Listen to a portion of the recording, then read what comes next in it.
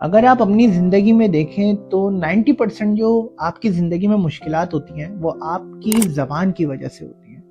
کیوں؟ کیونکہ اب دیکھیں بعض اوقات ہمیں کچھ چیزیں جو ہے نہیں بولنی چاہیے، ہم بول دیتے ہیں، اور صرف دنیا میں اس کے اثرات نہیں ہوتے بلکہ آخرت میں بھی آپ اگر دیکھیں تو انسان کے اکثر گناہ جو ہے وہ اس کی زبان کی وجہ سے، غیبت کرنا، غصہ کرنا، کسی کا مذاق اڑانا، یہ سب زبان کے گناہ ہیں۔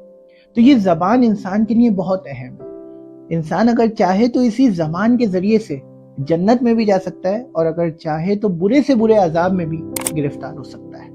تو ہمیں چاہیے کہ ہم اپنی زبان کو کنٹرول کریں۔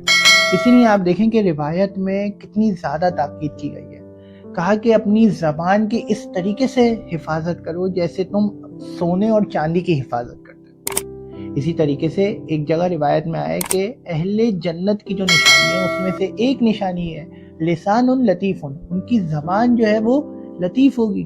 اسی طریقے سے ایک اور حدیث میں ملتا ہے کہ کچھ لوگوں کا جنت میں خدا کے نزدیک خاص مقام ہوگا۔ ان کا مقام ایسا ہوگا کہ خداوند عالم فرماتا ہے کہ میں ایک دن میں ان پر 70 مرتبہ نگاہ کروں گا۔ تو یہ ان لوگوں کو خاص مقام کس وجہ سے عطا ہوگا؟ کہا کہ قد سجنوا السنتهم من فضول کلام، وہ اپنی زبان کو فضول کلام سے محفوظ